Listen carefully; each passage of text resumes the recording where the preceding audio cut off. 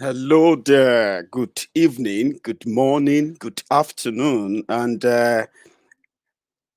good time to you from wherever you are watching from. This is Maiyegun live.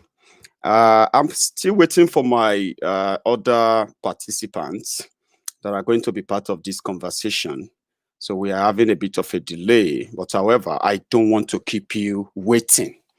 So while we wait for Simon Ekpa to join us, we are also going to wait for Clayton Udoh to join us as well.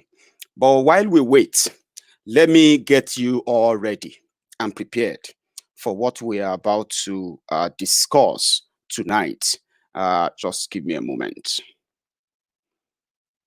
I'll check because I've not really seen the link yet. So you can use this period to share the broadcast. Invite your friends. Invite everyone that needs to be here with us. And let us do this tonight. So let me check what we have on the screen.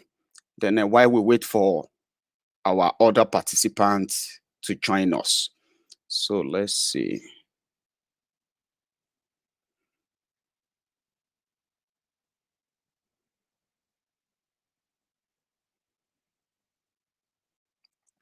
Yes, so the conversation tonight is going to be very interesting. Let me tell you how it's going to go. My other, other brothers who are going to join us soon, we will be talking about everything from all perspectives, from different angles, all bordering on the, the advantage of Nigeria taking that honorable path of acknowledging and respecting the geographical, tribal, ethnical existence of every tribe in Nigeria.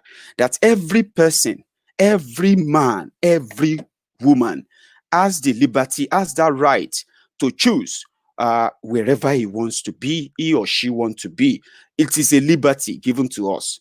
It doesn't require anybody's permission to get. And having a conversation around that means that if you are an Hausa from Arewa, I'll use Arewa now. I'm going to use three major tribes here, but we are going to break all of that down when my other participants join. Let's check. I don't know. I'm still waiting on them.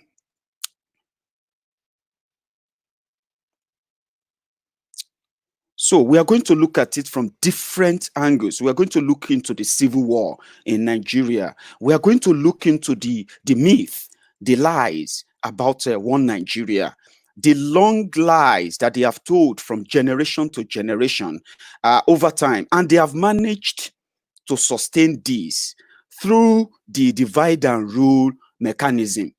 And over time, every successive politician in Nigeria who has found himself or herself in the position of authority, using their own tribal, ethnic, sentiment to gain this national attention, we have realized that divide and rule is what kept them in power over time.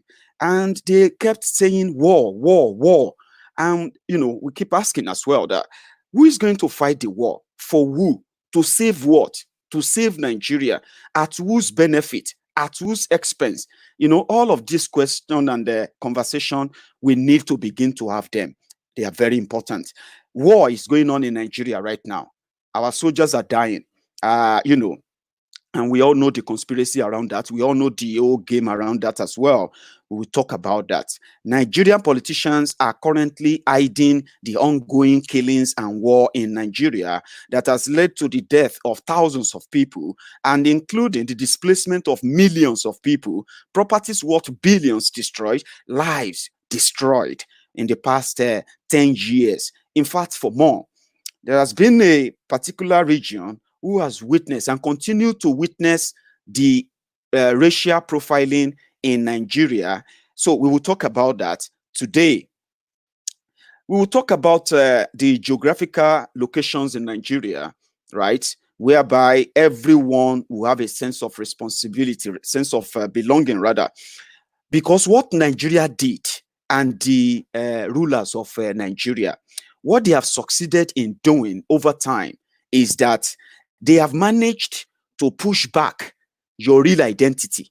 They have succeeded in making you feel like you are more superior, you are better off being called a Nigerian than being called a Yoruba man, an Igbo man, or a Biafran, or an Arewa man, or an Hausa man, an Igbo man, an Efik, an Ijo man, a Shekiri, or every other tribe, every other ethnic in Nigeria. So they've managed. This was what the colonial masters transferred to the rulers of Nigeria. But the first set of leaders in Nigeria, they were a bit smart when they went into that collaboration of forming Nigeria during independence. What they did was that they went into that arrangement with their head representing their each region without having to bow and hide their identity. So, but in 1966, when that was truncated, what happened? They changed that to one Nigeria that never existed. You were supposed to be a northern Nigerian if you are from the north. You are supposed to be a western Nigerian, a Yoruba man if you are from the western part of Nigeria. You are supposed to be a Biafran Nigerian or an Igbo, Eastern Nigerian, right? Which means you are either a Biafran or an Igbo man or a woman. So this identity was what our progenitors signed up for, but it was truncated in 1966, replaced with the fake Nigeria that has failed to heal, that has failed to progress, that has failed millions of people and continue to fail. What are the other chances? What are the options? We need to review them. We need to have conversation around them. You can no longer continue to hide behind the one Nigeria identity that keep telling you that every time you try to identify as an Igbo man or as a Biafran, or if you want to identify as a Yoruba man, or you want to identify as a Fulani man, you are going to be silenced. Now, what does that mean? They are telling you that your identity has been buried. Many people have accepted this ignorantly, but with time, we will know better. Simon is on. I'm going to bring Simon on. I know. Hello there, Simon. Yes, hello. Can you hear me? Yeah, we can hear you, but we can't see you. Really? Honestly, yeah. Touch the camera out there about, yeah. I think that's you getting sorted now. Hang on. Let me check. Yeah, we're supposed to see you. Can you check your screen? Let's see. One moment.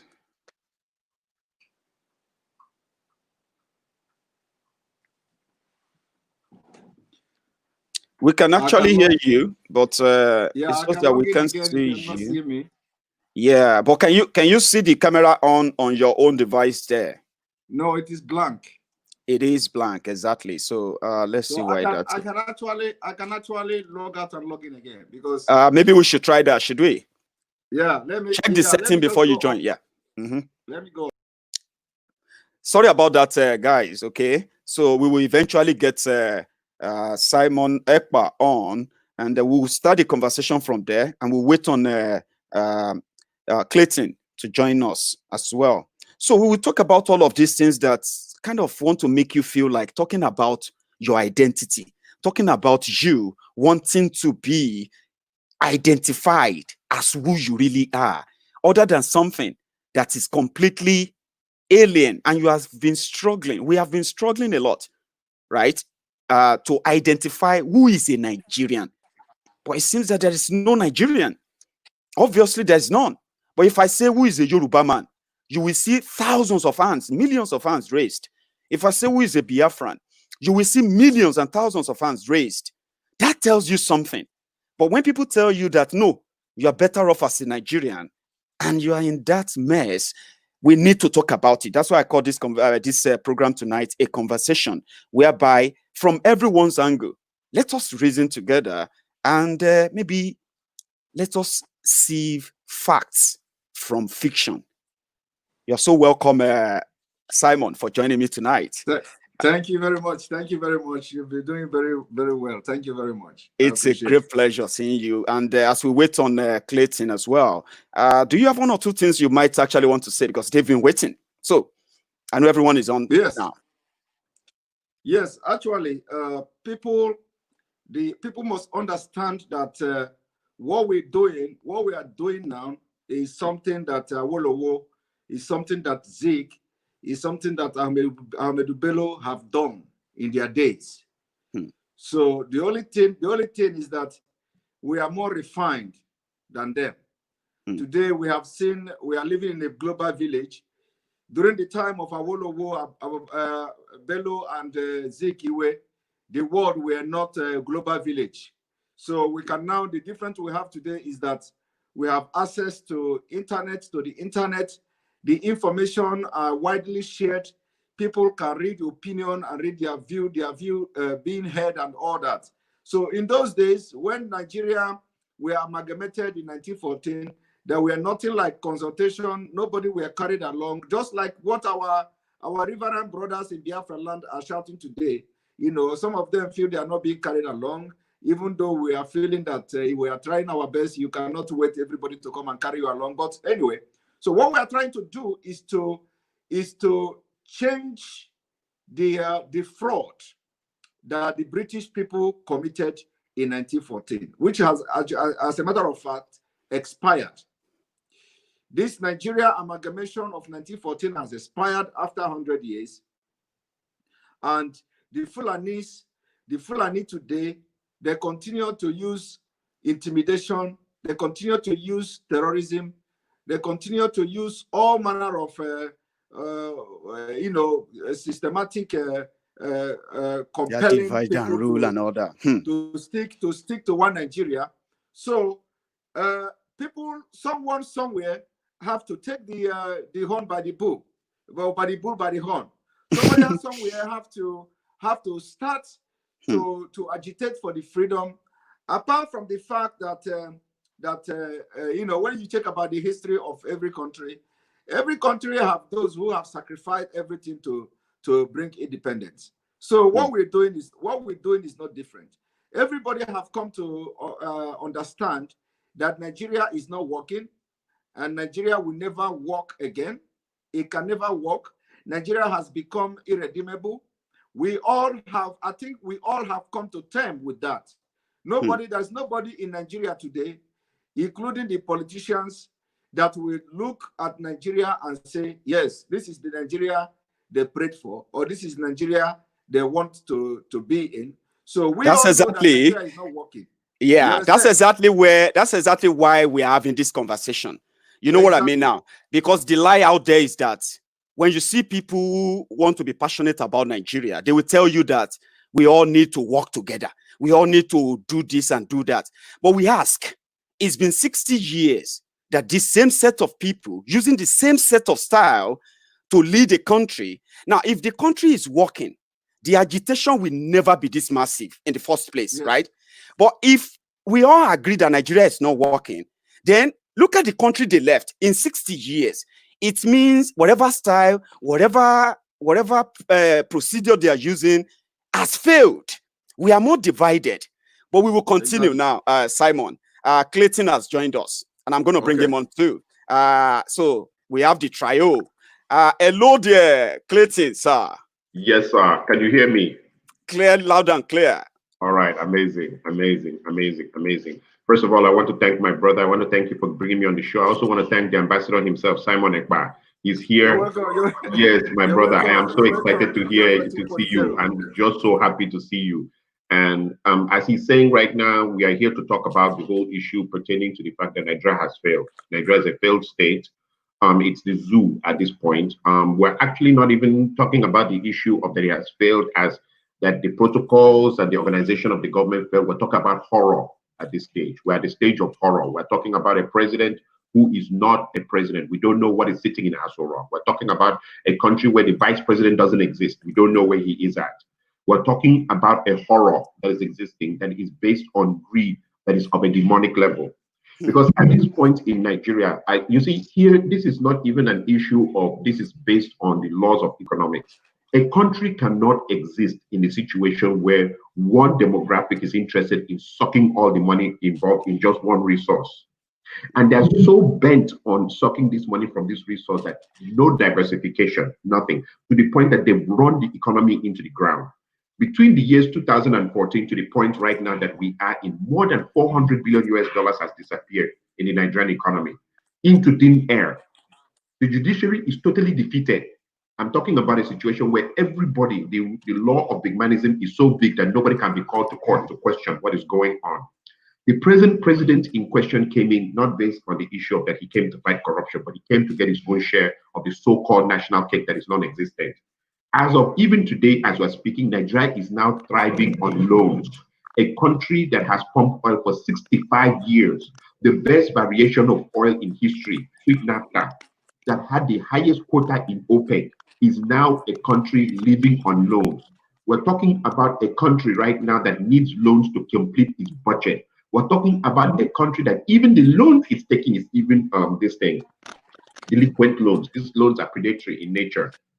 So we are going to come to that, Clayton. Yes, now, for this, now that we have the trial on, now we can begin. But this is how we are going to do it. You are not my guest. We are going to have a conversation.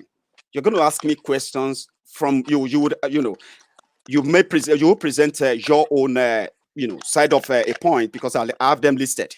Then I will ask you things I want you to share your own views on, better for the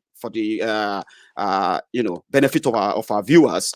Then you ask me too, because I'm a Yoruba man, and I think I can say one or two things as well about the position of what I would love to see in Yoruba land in this whole agitation. At this point, I can make that position known.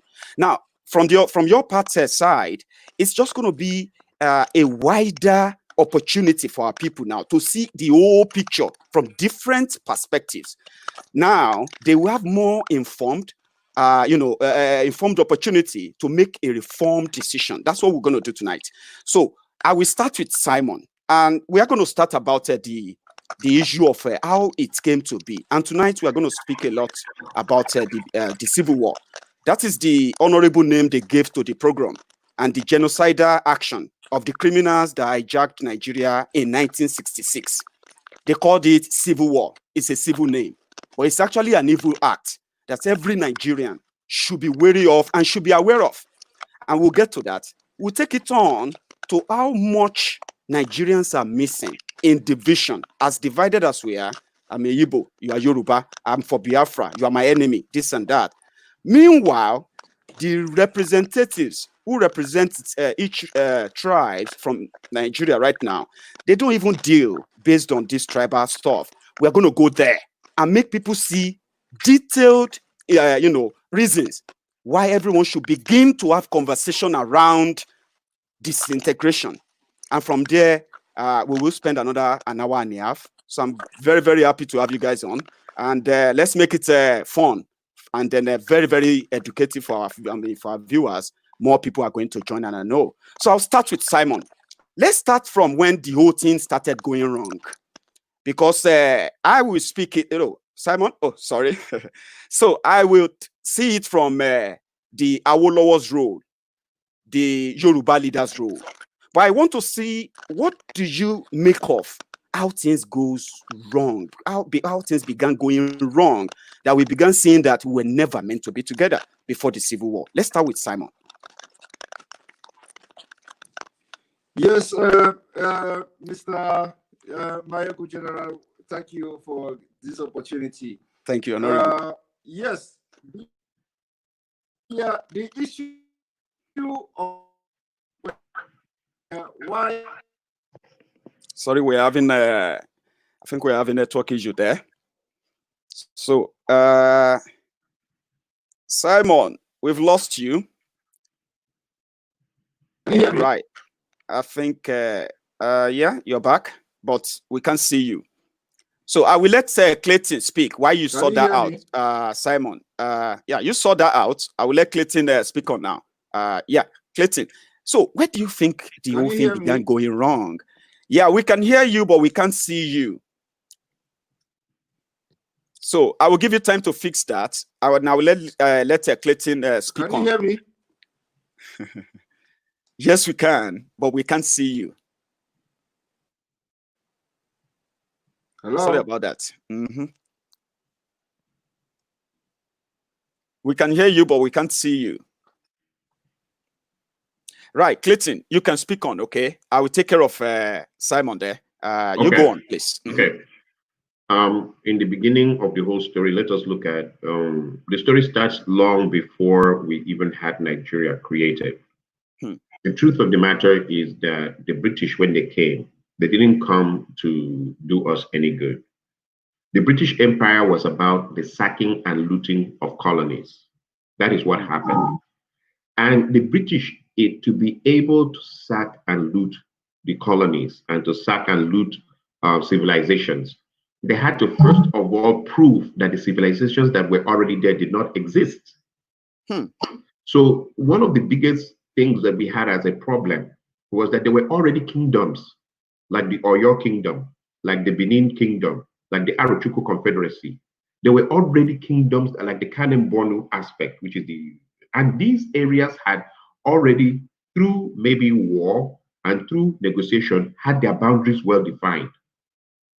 Now, for the British to be able to do the sacking and the looting of the African regions, especially the West African sub-region, they had to come and make these people exist in a fake and a false atmosphere of unity, and the unity had to be attained by suppressing their history. The British destroyed the ideology of that we were already separate kingdoms to ourselves, because they needed to be able to unite us to be able to attain what they wanted, which was the resources of the land. Okay, so for those of us who fly over to places like London and we go and admire Buckingham Palace and we talk about the Queen of England, that is the wealth of Africa. From the jewels on her crown to the clothes they wear, to the money that they claim they have, is the wealth of our regions, our areas. Now, where the problem happens is that these identities that we already had was still within us in our DNA, what the fake contraption through the amalgamation called Nigeria was made. Now, in each of these, see, what happened in Nigeria is that we made a general Nigeria, but with people inside there who are still loyal to the individual kingdoms. So the Oyo man is still loyal to the original idea of the Oyo kingdom. The Igbo man is still loyal to the original idea of the Arochukwu Confederacy. The Northerner is still, he's still loyal to the idea of the Kanem-Bornu Empire. The Benin man is still loyal to the idea of the Benin Kingdom, which was an empire, which has been tabulated to have been an empire and is well documented.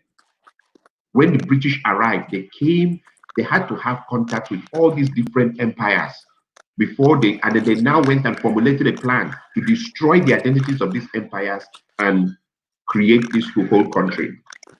Strange enough, which is one of the strangest things the British didn't do, was they didn't get rid of the chieftaincies. The chieftaincy, the chiefs that we're seeing now are the vestiges of the past of those kingdoms.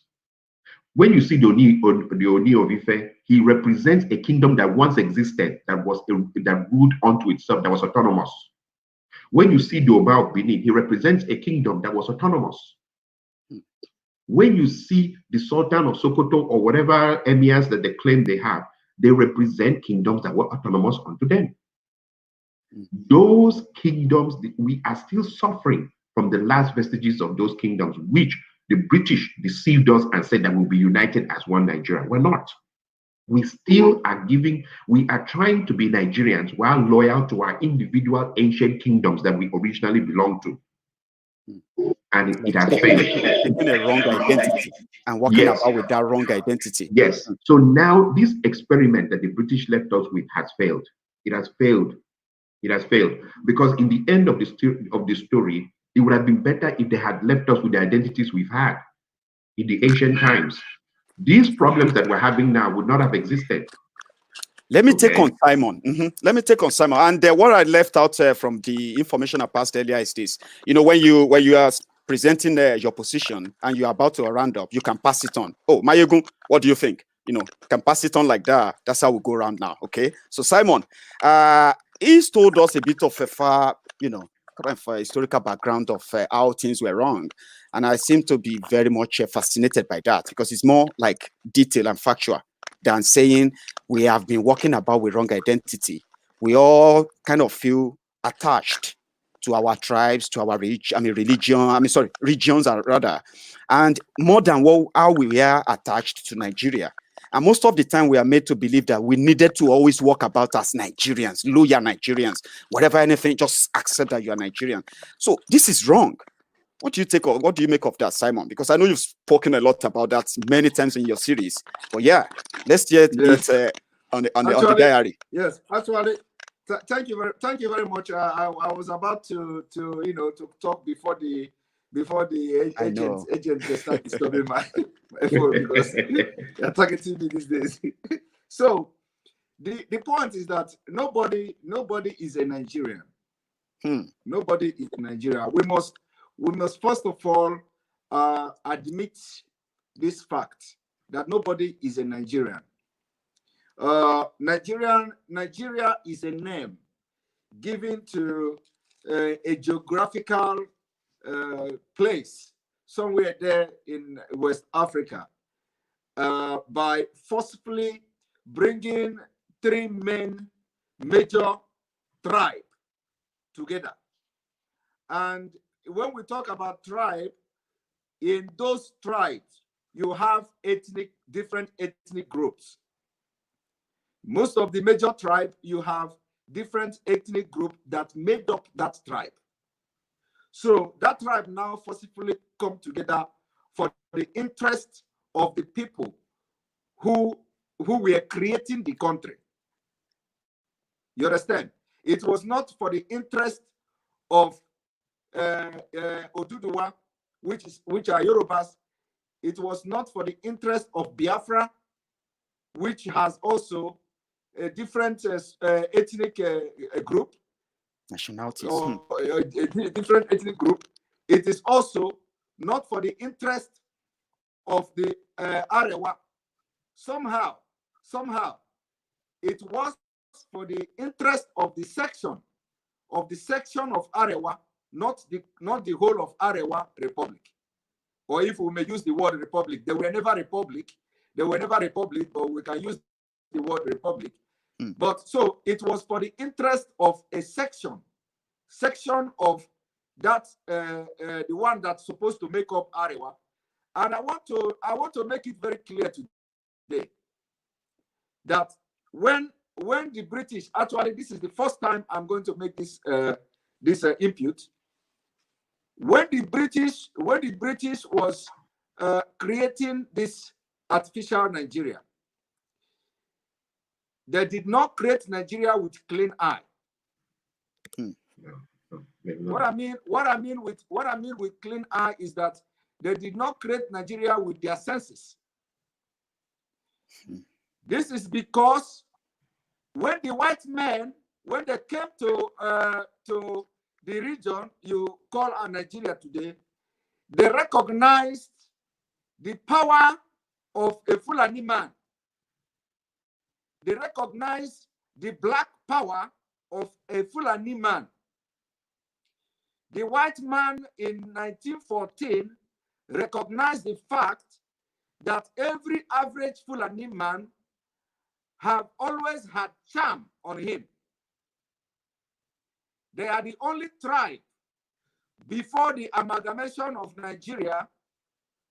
Until after the amalgamation of Nigeria, they were the only tribe that a white man recognized as a tribe with charm.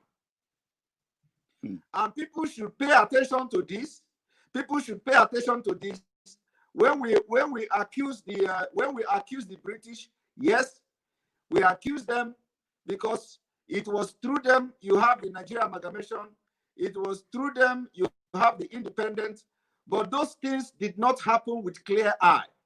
Fulanis use their magical power to control the whites. These are something I have never said anywhere until today. I have been putting more emphasis on the black power voodoo magic by Fulanis, especially in the products they are selling to people in the western part of Nigeria, which is this cow meat that people are eating, and that people, we have to start a movement to boycott Fulani cow meat, Fulani nama, because each nama you buy today from Fulani person, they have incantation, they have cast spell on those namas, that whenever you eat it, anybody that eat that nama, of course it must not work on everybody, but the majority of people who are decision makers in Nigeria, the spirits, the voodoo spirits in this nama is working very actively in them. You must not believe it, but this no, is it's so you see, there are things that I love to respect a lot, yeah, and it's about diverse views. You cannot say something is not real when you are not presenting a contrary opinion to it. You know what I mean now? But we will get to all of that. We will get to that. Presently, the conversation around today is now hovering around let's divide. But before now, it was restructuring. Now everybody agreed that restructuring is dead. It was actually a business. We didn't know, right? I'm a Yoruba man, and I can tell you today that we've had our own fair share. We've never really been victims of genocidal attack, but we have been victims of systematic failure, okay? Just like many other parts of the country. And it was during this, my own understanding, or let me say my own research, that later brought this understanding of how we are all affected. Terribly bad. There is already war going on in Nigeria.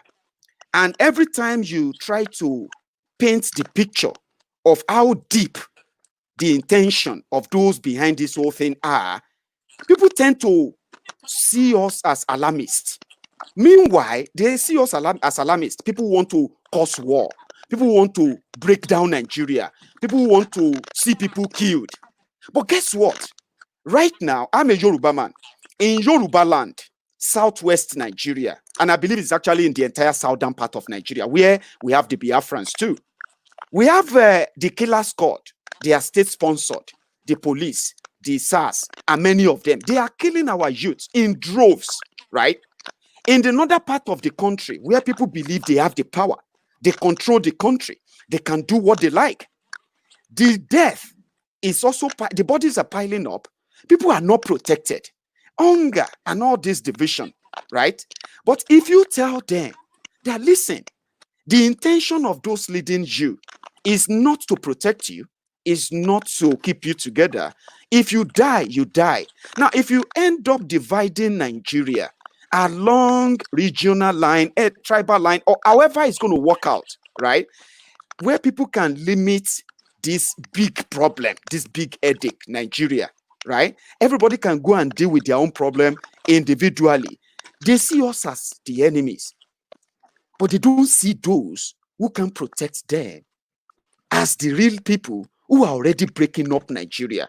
Because without them, there will not be this agitation. Without them, a Biafra man will not want to leave Nigeria after the civil war.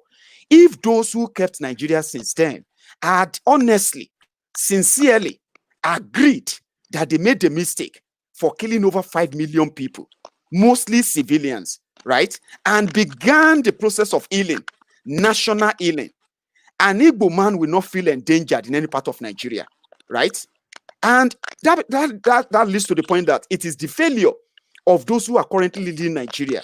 They are working to divide Nigeria more than many of us who are alerting Nigerians to be smarter than those who are leading them, so that at least, if they are going to bring the war to you, you will be ready, right? What do you say to that, Clayton?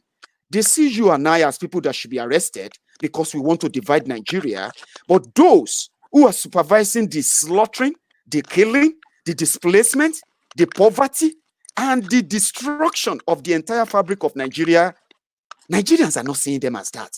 What do you say to that? Clayton? If you listen very carefully to some of the things I've talked about in my own shows, I've talked about one thing that they've succeeded in doing to Nigeria that is affecting most Nigerians, which is social conditioning. Social conditioning is the case of where you have a frog. You can put a frog in a pot. You can actually boil it alive by slowly turning up the heat. If you turn up the heat slowly enough, the frog will keep on adjusting his temperature to the increase of the heat till it gets boiled alive. Nigerians, it started slowly from the time of Babangida, where they started getting introduced to killing. They started getting introduced to killing. They started getting introduced to chaos. And the chaos has increasingly progressed to the point that Nigerians are now numb to killing. Nigerians don't think that killing is abnormal anymore. It is no more news for them. And the problem of the agenda of the killers is that they have made it in such a way that the courts, the judiciary in Nigeria is no more existing. It has failed. So therefore, you cannot bring these people to law. The average Nigerian has given up looking for equity. And so now social conditioning takes over. Oh, there's a dead body there. They look at the dead body, they take a few pictures with their cell phones, and they move on. Oh, the person stole 2 billion. There's no equity. There's no justice. And the people who are the engineers of this thing are the Arewa people. The Arewa people are the engineers of this thing. And I'm going to explain to you why they're the engineers of this thing. One of the factors that we do not ever bring into the game to understand the Arewa very well is religion. Religion. The Arewa cannot operate in Nigeria which doesn't have a true religious identity. We cannot use Christian courts to call them to order. The court system of the democracy side is a Christian concept, is a Christian construct. They understand the Sharia courts. They don't understand the white courts. So therefore, the system in itself is flawed in their eyes. Because for you to go and call them and say, there's a someone from the Chief Justice of this, or there's a someone from that, when their religion says that they should answer to a Sharia court, you have already started confusion. And that is why we have this situation we're seeing right here. Secondly, their religion makes it very clear that they are not supposed to, at any point in time, be subjected to our laws, to be under us. They're supposed to rule over us. The Quran makes that very clear. We are the unbelievers. We are the infidels. So one of the things we have to understand in this stage and at this point in Nigeria is that, and again, their religion also states clearly that all resources belong unto God. Our Christian system of thinking is that our resources are in the south. It belongs to us. That is our thinking. Our thinking is that the oil in the south belongs to the south, which is a Christian way of thinking. Okay, that whatever resources you have in that, Clayton, can you please check the sound from your end? We can hear the crackle from the. I'm hearing the crackle myself without even doing anything. I don't know where the crackle is coming from. That's a problem with this tech. We'll just continue. Let's go. Yeah. So we're having this situation where the people in the Oduduwa area are saying that our resources belong to us, while the North says the resources belong to them as long as it's part of Nigeria. So we are having a class of people. And see, here's the thing I wanted to add to my brother's point, Simon Ekpa's point. The British, when they came, noticed something special about the Fulanis. Minus also the voodoo, they noticed that these people are very, very cunning, crafty people. And so secretly, the British decided that they will be the leaders, while we will be the clerical people. We will be the engineers, doctors, and lawyers working under them. Then they divided the country, and then they said that let Oduduwa be the people who are involved in headquarters, having headquarters, having merchandise, having some level of the financial control. Then the South will be clerical. If you notice, the whole education of the South was to be clerical. We were to be the engineers, the lawyers, the secretary. Then the North will have leadership. That is what the British did, because they noticed how crafty these people are. Now, inside this story, what the British did not anticipate was that as time would go on, religious extremism would become the new challenge of the global political scenario. And so when religious extremism came into the system, the North do not also think of Nigeria anymore in terms of leadership. They think of it in terms of domination. And in terms of domination, their religion forbids them to work with us. Their religion forbids them to be under us. And their religion forbids them to obey even our court systems. That is why at this point in time, with the situations that of what we're having in Nigeria, it is unresolvable. Even restructuring cannot save the situation at this point, because restructuring is against their own religious tenets. You see? So the situation is that, and this is why we are a little bit frustrated, like you were telling me about the killings and everything. Social conditioning has destroyed the Nigerians, technically. I think we've lost Simon Ekpa. Yeah, we have lost him again. Okay, yeah, he's coming back, and I think he's going to try and come back in. So social conditioning is one of the things that we have right now that has destroyed Nigeria. And that's divide and rule stuff. You know what I'm talking about? That divide and rule of the thing. And that's actually played out. It played out during the Civil War. And I want Simon to come in there because he is kind of going to be more. You're right, Simon. Yeah, okay. Right. I want you to come in because, before you go on, right? This is what Clayton has been saying, which you have been listening to. And where I want you to actually join is that this issue of social conditioning, divide and rule, then probably born to rule mentality due to all this historical link up, right? That eventually led to a civil war, right? A genocide, a program that we wish they actually documented them to educate this generation. We would have probably prevented anything else that would lead to it again, right? Now, we ended up going into a civil war that we have not recovered from. Let's take the issue of divided Nigeria and how much divided we are now. And what can we do now? Thank you. Thank you very much. Thank you very much. First of all, permit me to play one voice. To play one voice message. Go ahead, please. Do I have the permission? All right. Of course you do. Go ahead. One moment. Largest country and dealt with a civil war, Nigeria for 9 years, and ran Africa's largest country and dealt with a civil war at the same time. Before we get to those interesting times, how did you become, what was the path to becoming Africa's youngest president and head of state? How did it all begin? Well, Bob, thank you very much for giving me this opportunity to talk about a little bit of my past. And it's... Oh, sorry about that. Sorry. At this stage, I'm a soldier, just a simple, loyal soldier, a political soldier. And as far as I'm concerned, I never had any ambition whatsoever to lead a nation, and certainly I have not been trained, to govern. Yes, trained to be loyal to the government of the day, to take orders from my political masters. That was the way we were brought up, and that was the way it was until 1966, January 1966. On the 15th of January 1966, all of a sudden, without any expectation, there was a coup in Nigeria.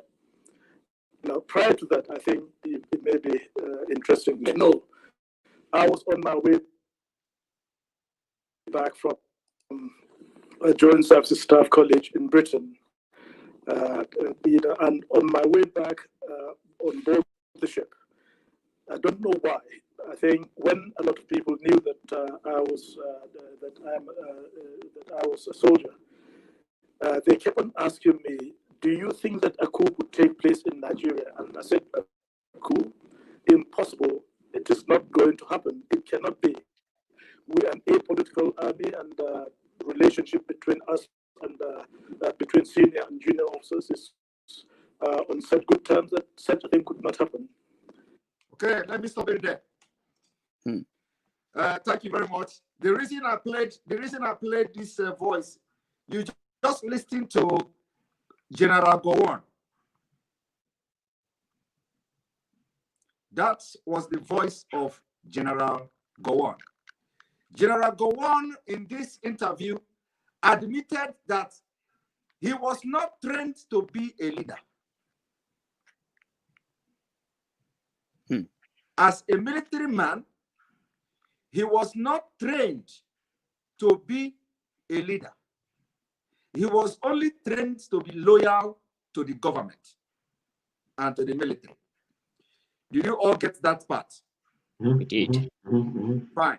So my argument is going to be based on this fact that came from him, that he was never trained to be a leader. He was trained as a military man to be loyal to the power that be. So now, coming to the issue of divide and rule, this is where the problem started.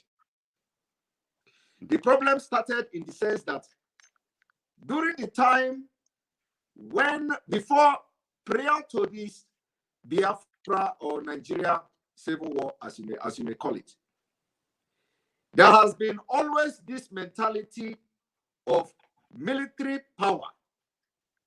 Military power. Military power. We have the power. We are going to rule. We have the power to rule.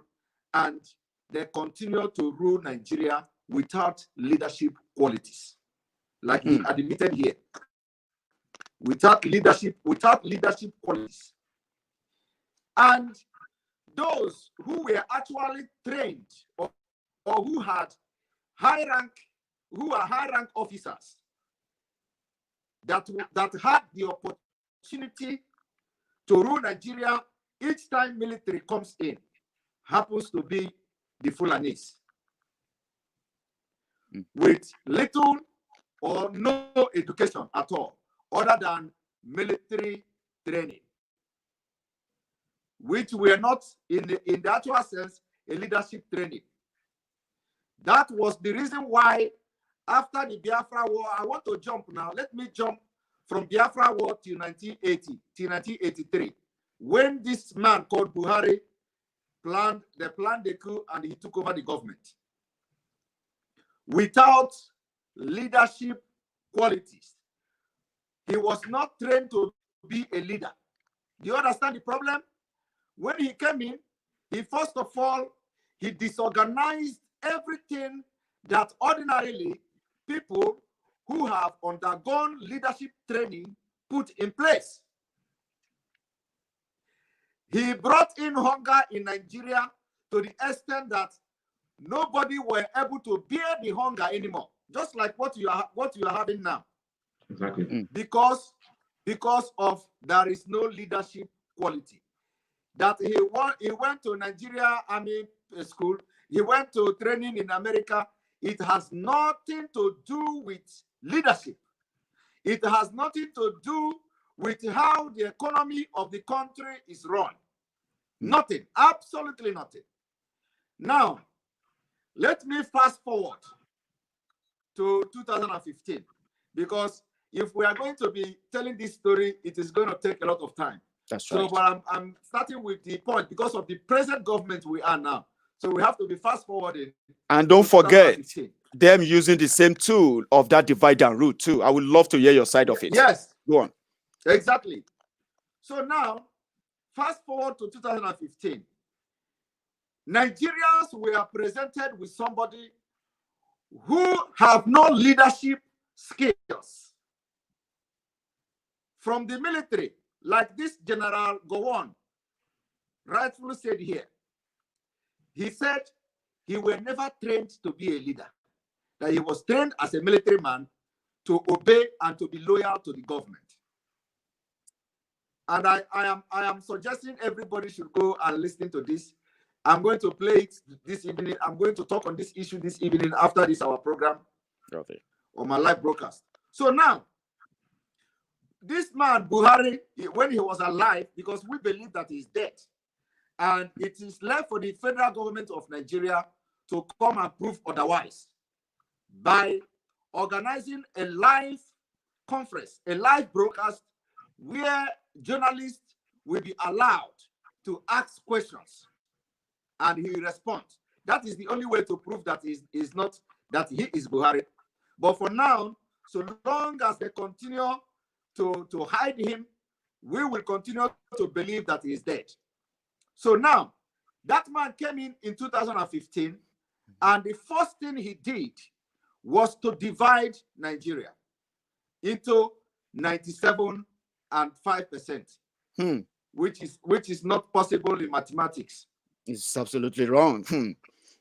Yeah, so he divided Nigeria, not just in Nigeria, but in international stage. In international stage, he went there and divided Nigeria into 97 to 5%.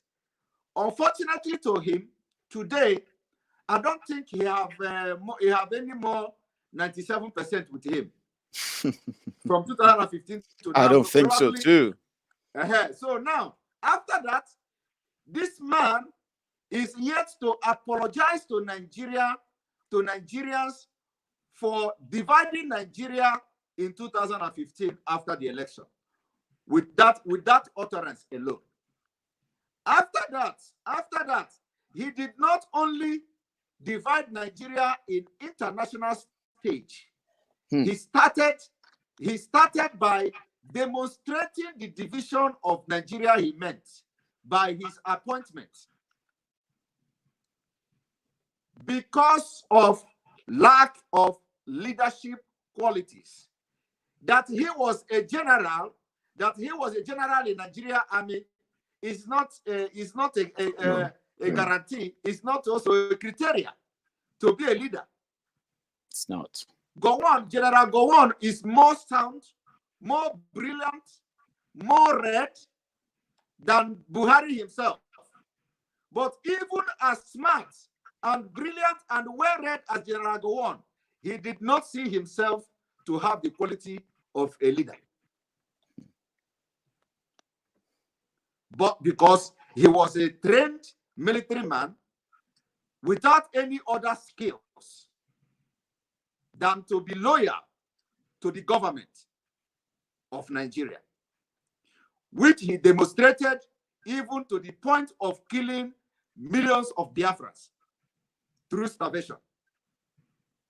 You see? And that is where I'm coming to. Sorry to cut you there, Simon, because I know that, there's something about us, which is that we are unscripted. I can see that in you. I've watched many of your videos, bro, right? I've seen a lot. And you can go on and on without using, without any repetition and all that. I know. But I just want to make sure that as we are detailing them, people who are following, they are picking up, right? Now we are coming to the real point now, where, in fact, this whole conversation should be based on now. The division has been acknowledged, identified, well ironed out by both of you. Great. Over time, after the Civil War, there was this impression that, there's no winner, there's no vanquish. We are all now one Nigeria. But it was through the reading and research done by myself over time that I realized that there seems to be this Cold War. It's like a coded edict within the power circle in Nigeria that if you are an Igbo man, you are a suspect. Whenever the project Nigeria is being discussed, it's like a Cold War. Then when I became more, kind of a deeper into that research, I realized that it was absolute fake for anybody to come out and say we should all come together as one Nigeria. When in actual fact, if a survey is conducted, a Yoruba man and an Hausa and Fulani man who seems more kind of comfortable because of the orientation after the war. Today, it is more prevalent. We have seen young Easterners, Biafrans, being shot at, killed, arrested, molested. We have seen a lot that many people have pretended to play blind eyes intentionally. When they manage to acknowledge those atrocities, they say, well, they deserved it. They are the provocators and all of that. It is so obvious now that Nigeria is more divided. Biafra is going to come, either peacefully or otherwise. But it seems that there's not going to just be Biafra that is coming. Every region seems to be so tired. But coordination, having conversations like this, what do you think we can do? And the rest of that seems to be the only thing, the ingredient missing. We have seen the sacrifice of Nnamdi Kanu. We have seen the response of so many other agitators since that time. But we have also seen the silence. I mean, the quiet enablers in the East who actually hold the power, even though we all agree that they don't. The Eastern politicians and the political leaders. I will let Clayton come in there. The whole world has reacted. Today, more Igbos, more Biafrans are vilifying Nnamdi Kanu, right, than other tribes. Many other people are just feeding from what those ones are saying than the support Nnamdi Kanu should be getting from them. Now, what do you say to that, Clayton? The political people who actually hold the power in the East, who are the Biafrans themselves, but are living in denial of that. First of all, you have to understand one thing. And I want to thank Simon Ekpa, my brother, for his exposure of what has happened.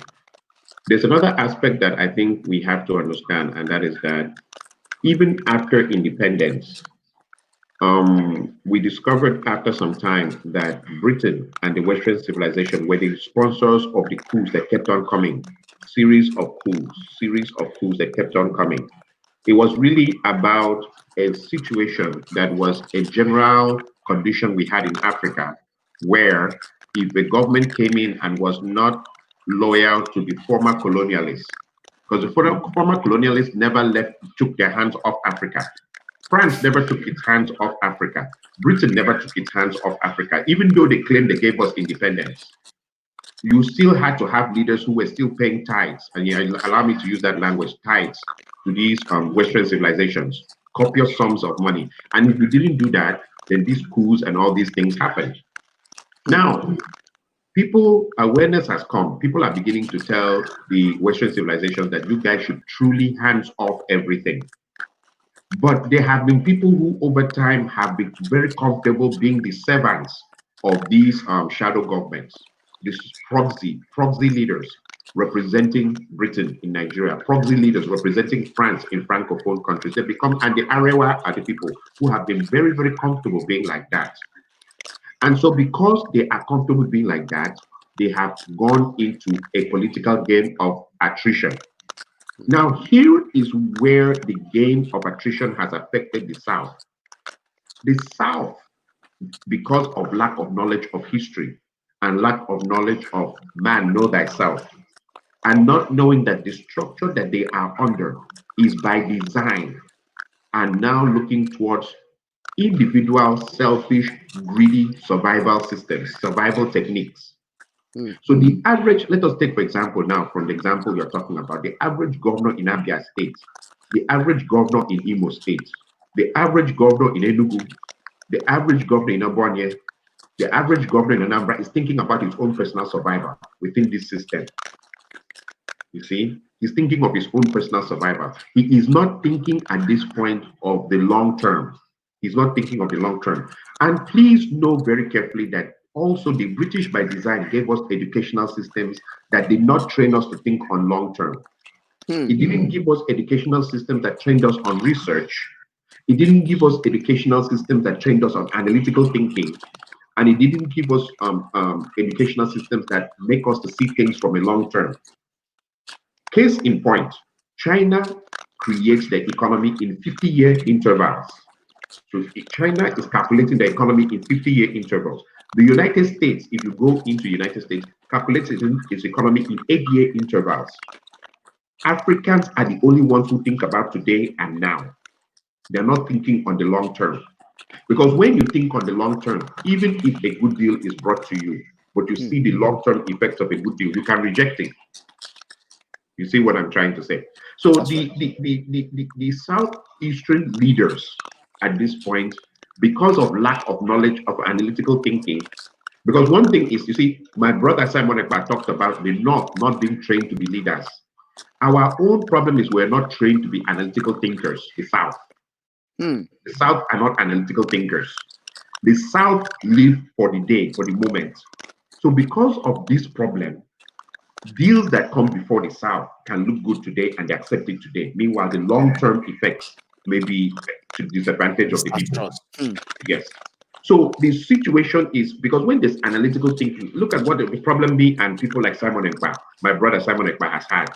We are analytical thinkers, so we can connect the dots. Our people act as if we're prophesiers, as we're doing prophecy. No, we just look at the evidence and connect A plus B plus C plus D, and we give you E.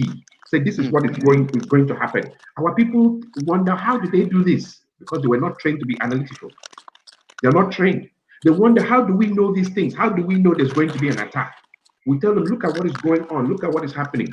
So the Southeastern leaders they look like leaders. Now, let me also give you a deeper revelation about that.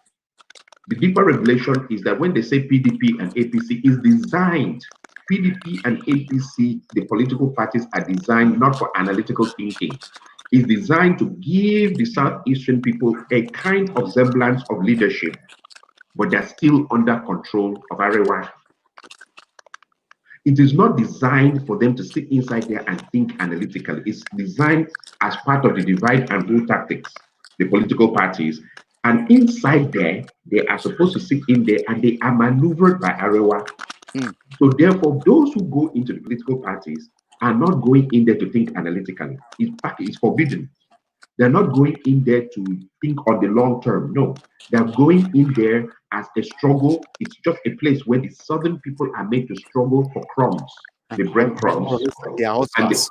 It's a hustler. So you go in and you struggle for the breadcrumbs. We lost Simon there, but he's back. Yes, it is. And so you go in there and you struggle for the breadcrumbs while Arewa keeps you under control. That is what is happening now. So I'm going to hand over to my brother Simon right now for him to talk more on the situation of that because of lack of analytical thinking. Simon, what do you say about the situation of that people cannot understand, even when the attacks have started in Biafra land, that the jihad is already here? Yes, thank you. Thank you very much.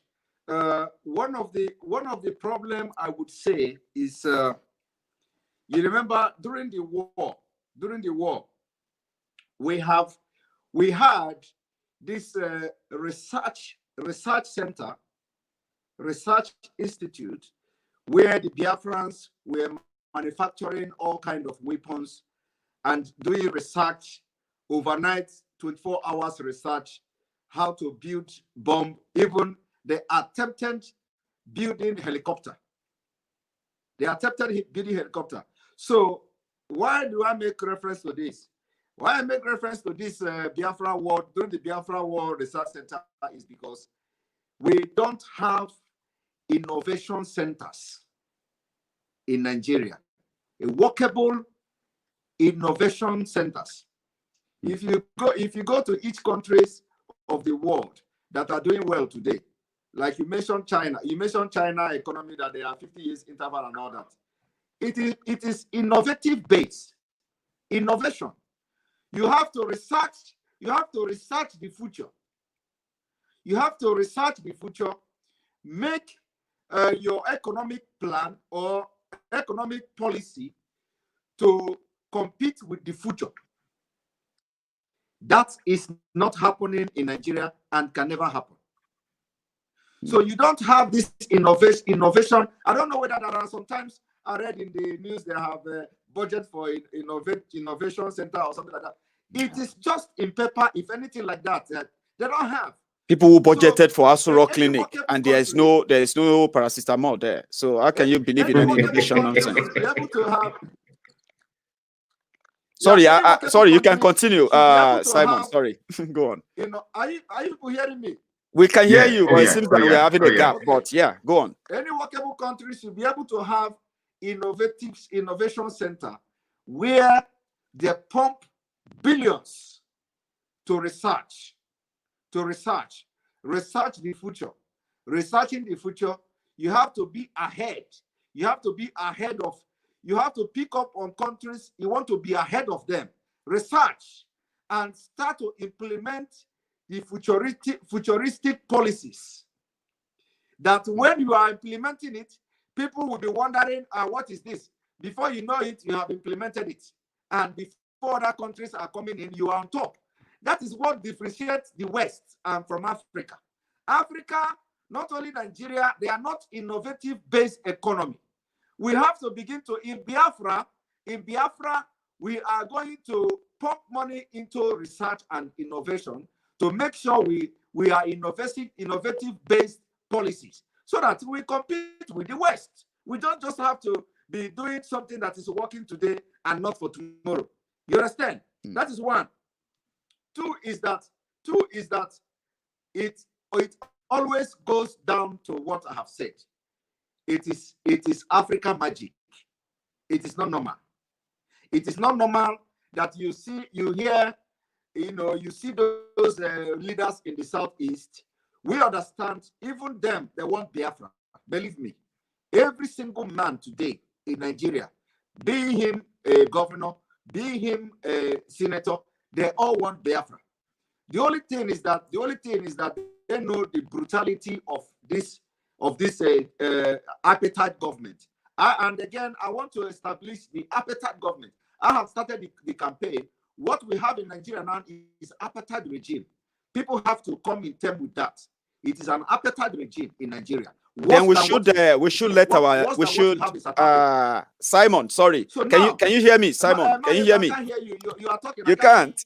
Okay. You know what we're gonna do? I'll just let you continue. Okay, hang on for a sec. Yeah. Okay. Can you hear me now? I still can't hear you. Okay, I'll let you continue, but I'll raise my hand when I want to say something. Go on. I'm hearing Mr. Clinton. Okay. Can you help me tell him, Clayton, that he can continue? So what we have in Nigeria today is an Apathetic government, Apathetic regime. We have to come to terms with that, and as we are going further, I'm going to prove it to you. And it is an Apathetic government. Now, thank you. We need to fix our audio. We need to fix our audio. Simon, we need to fix. We need to fix this. We need to fix this. I'm not so you. I know you're not. Hang on.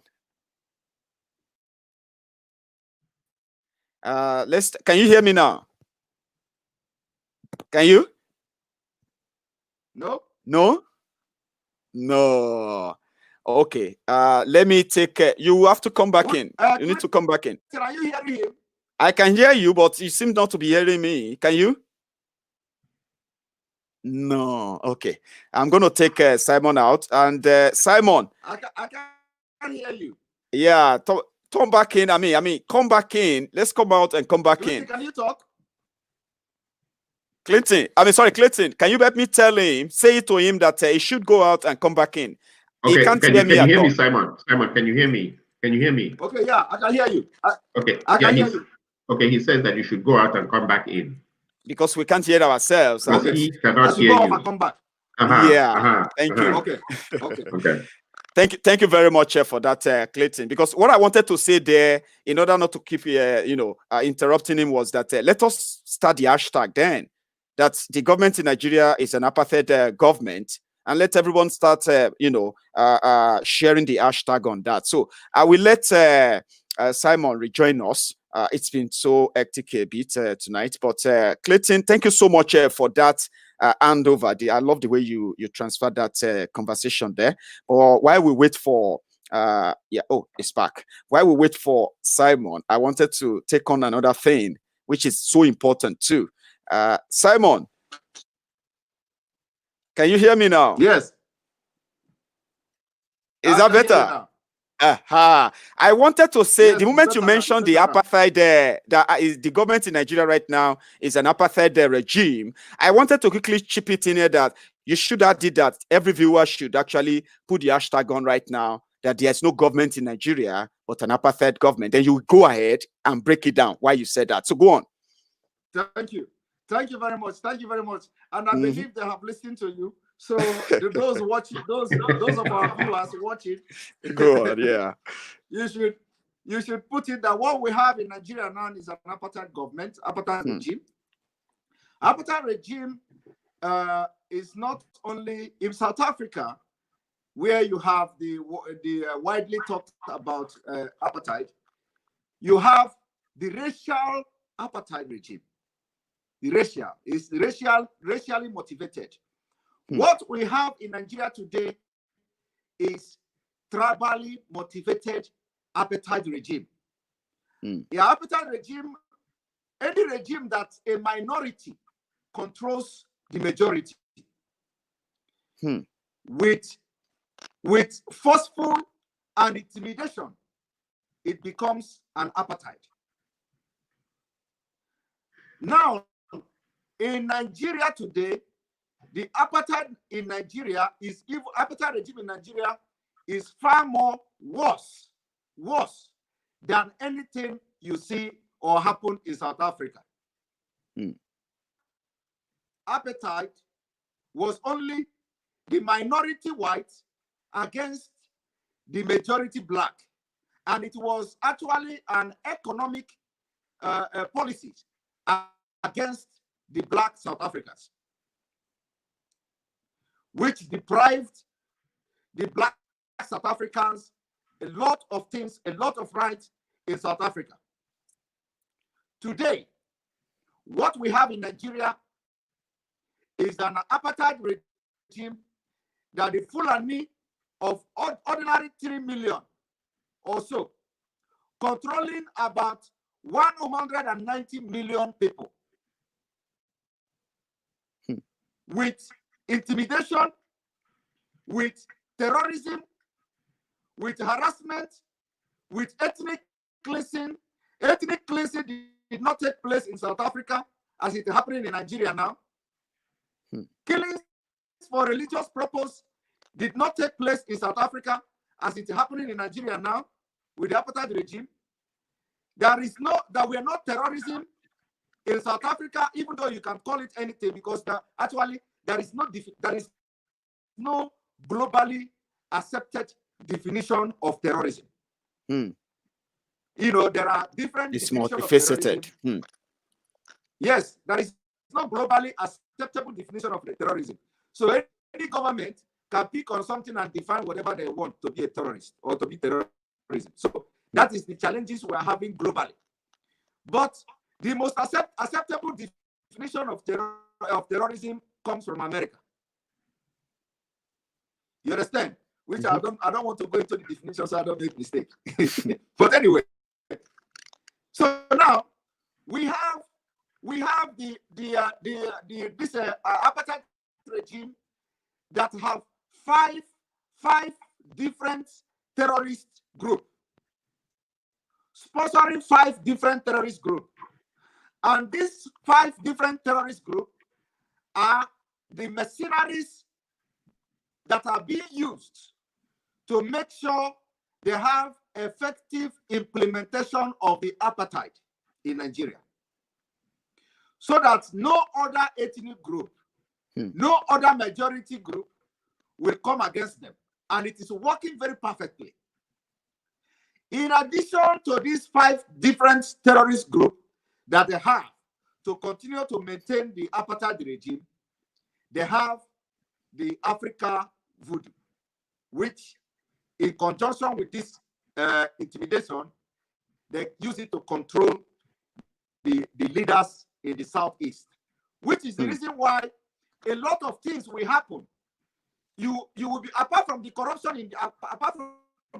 and most of them are stained, their hands are stained and all that, you will be wondering, are these people not human beings? Are they not seeing what is happening in Nigeria? You keep on wondering. But I'm telling you this evening, wonder no more. We have found the problem. We have found right. the problem. Now, this is another one that will take me to this one again, because this will be the 3rd time you are saying this. The first time you told us about this research, it was that it's the first time you are actually sharing this publicly. And this is the third time you're actually adding it to your important illustrations there. So could that also be the reason why it's becoming so difficult for Igbos? I mean, don't let me use Igbos, rather I will use Biafra now, because that makes it a better, it gives it a better sort of identity to what I actually want to address. Now, an average Biafran with an average Oduduwa Republic agitator seems to be at a far constant difference. Even though we have a lot in common, I mean, we have a lot in common to fight for, right? If you talk about these people taking advantage of us using the tribal tribal politics to represent us in the Project Nigeria, but back home it was purely selfish, right? And you get to see an average Biafran, an average Oduduwan, who probably never benefited from any of this stuff, fighting terribly. Like, we've seen a lot. People said it's been on Maiyegun's diary the first time that they have been able to feel comfortable reading Biafran comment, Yoruba comment, all comments, and everything just seems to be like they all agree. How can they agree? It's so difficult for us to. Could that also have something to do with all of these traces, apart from the failure, this number of a thing? I don't want us to base it on that most, because I want us to always separate the facts from fiction. You have done so well with your analysis so far that I actually want to listen more. It's been so difficult. I know we will achieve it, right? And that's why I want to talk about this new media. That's what I want us to talk about now. We have seen what happened to the old generation of Biafran agitators. Many of them fought to the last man standing. Many didn't live to tell the story. And they say, if lions have historians in respect to Chinua Achebe, he said, if lions have historians, if animals have historians, right, the history of hunting will not be glorifying the hunter. They said those who declared themselves the winner of the Civil War were those who wrote the history of the Civil War. And they wrote what they loved, right? So I keep believing that with the tool available to our generation, with the resources we are exposed to, it will be a total injustice to us and those coming after us if we have to be buried or imprisoned in history. We're supposed to learn from history, Simon. Now, Yorubas, Igbos, the Biafrans, we are beginning to realize, to unravel this generation. And I keep saying it. The defeated, as they claim to say all the time, the defeated generation of Biafrans are gone. It seems that 40 years after that, the new generation who have never faced defeat, they are ready to give it a go. But it's obvious we're going to need ourselves. And we're going to start that by having conversations like this, by people identifying what happened, by beginning the healing through our words. People like us, right? What do you see to that? Do you think this voodoo of a thing will still make it difficult with the exposure we have, with the resources we have? I will let Clayton start. Then I will let Simon finish, because you are the one who are going to make me understand if that voodoo of a thing is also going to be a barrier, so I can know how long this is going to be. It's been 40 years after the war. They couldn't heal the country. They couldn't unite the country. They couldn't give us something to be proud about. Rather, we have been so at each other's loggers, at each other's throat. You are better, I'm better, right? But with what we have today, do you think we can't change that? I will start with Clayton, then it will go to Simon. Let's go. Now let me explain, and let us look at it from the point of the hypothesis of Simon himself. And the hypothesis is the hypothesis of voodoo. The hypothesis of voodoo and how voodoo operates. Voodoo operates by someone in a supernatural way imposing his will on another person against that person's free moral will.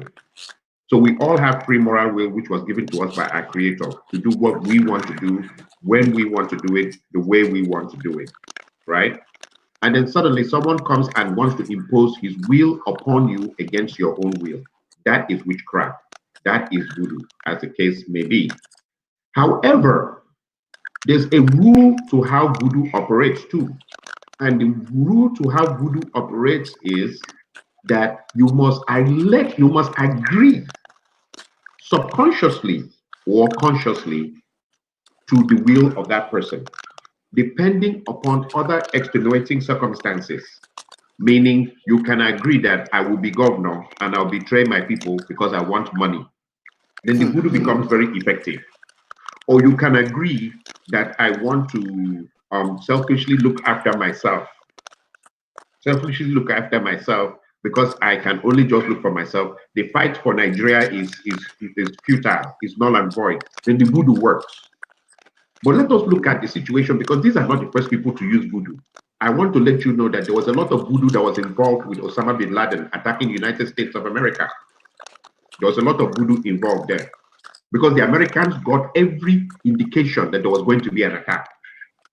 In Arizona, a man wrote a paper saying that all these boys from Saudi Arabia are asking strange questions in the flight school about these planes that they should not be asking as students. And he wrote the paper and submitted it to the FBI and said, why are these students asking these questions? Well, behold, those were the students that hijacked the plane that flew them into the World Trade Center. All that was voodoo. Because when he submitted it to the FBI submitted, they just waved it away. They said, this is just a use from their top FBI investigator in Arizona. They waved it away and said, he's writing nonsense. Until the last minute, even when they got the boys on the camera, everything, even when they knew that these boys were involved in radical extremism, Islamic radical extremism, as was identified by the CIA and was intimated, the Americans couldn't see it. Putin himself, the KGB, informed the Americans that the underground chatter that they're having, the chatter that they're having on the ground, the kind of communication they're having on the ground, there's an imminent attack on the USA. And then the planes were flown into the World Trade Center. But I want to let you know that immediately the planes were flown into the World Trade Center, something defeated the voodoo from that point on. And it is the power of collective thought. No power can defeat collective thought. If everybody thinks the same way, voodoo becomes defeated automatically. The situation we're having in the southeastern levels or so is that we are now, why people are beginning to wake up is because of the commonality of mankind. Everybody is now being affected by being disenfranchised. So people are beginning to wake up. People are beginning to see that the life we're living is abnormal. The Yoruba man is beginning to see that I cannot live in poverty all my life for the last 3 generations. The Biafra has begun to see too that I cannot live in poverty all my life for the last 3 generations. While the North are all driving in Rolls Royce in the desert. They're all driving in Rolls Royce and having private jets, and we are living here in poverty. The commonality of that has come to them. Now, if we all come with a collective thought and say it must change, there's no amount of voodoo that can stop that. However, here is where the problem lies. You talk about change. What is the philosophy of you bringing that change about? The Americans quickly identified, first of all, what is their mechanism of rulership? What is the mechanism of Osama bin Laden? What's the mechanism of the group that is backing him? And the first thing they identified is terror. Terror. Bringing fear into you. Bringing fear that is unnatural. Doing things that cross the line in such a way that it brings natural fear onto you. Minus the second part was also financial. There was a financial backing. And so if you look at the Allied war against terrorism, that is the United States, which they did it, they attacked Osama bin Laden in 3 fronts. There were 3 fronts that they attacked him. One, they went after Islam, the religion, which is the platform. They went after his finances, and then they went after him physically. Physically, they did terror to terror. We do not, because since, like you said, my brother, Maiyegun General, you said that it is the victors that write history. The Americans have efficiently hidden how they terrorized Osama bin Laden and Iraqis and ISIS and what they've done in the Middle East is horror. They created horror in the Middle East. They killed men, women, and children. They wiped out villages. The Americans went in with full horror. There are generations that have been wiped out by the Americans. At the same time, they went after the finance and they shut down the finances completely. Completely. Americans went after the finance. They used the world to shut down the finances. That was to the point that Osama bin Laden was rendered impoverished. And then they went after the religion that gives the backing for it, because there's a religious angle to what they do. There's a religion background to what they do. Those three platforms, those are the three platforms that they use to defeat the thing. Physical, their religion, and their finance. So the situation here is, if the Oduduwa and Biafra wants to defeat this situation, those are the three things they have to go after. It's going to be physical, it's going to be financial, and it's going to be religious. It is not by, see, don't forget, it is not, see, don't forget too, Muhammad Ali, who was a famous boxer, was Muslim. Malcolm X was a Muslim. America wasn't strangers to Muslims. They knew who Muslims were, but it is by design that they went after Islam. They kept on hammering after Islam. George Bush hammered after Islam because he knew it was a foundation they were using against the country. He hammered after Islam heavily. He hammered until the Islamic people are now on the defensive. The defensive that they kept on trying to insist that we are peaceful people. Our religion is peaceful. But it was by design. Not that Americans didn't know who the Muslims are. Americans know who Muslims are. They have a lot of famous people in their history who are Muslims. Same with Britain. Britain has had a long history with the Muslim world. Europe has had a long history with the Muslim world, and they know the Muslims very well. But they had to hammer on their religion to deal with them. And that is, if you look at the way Arewa is dealing with us, they deal with us from those three branches. They deal with us physically, they deal with us through religion, and they deal with us financially. Economically.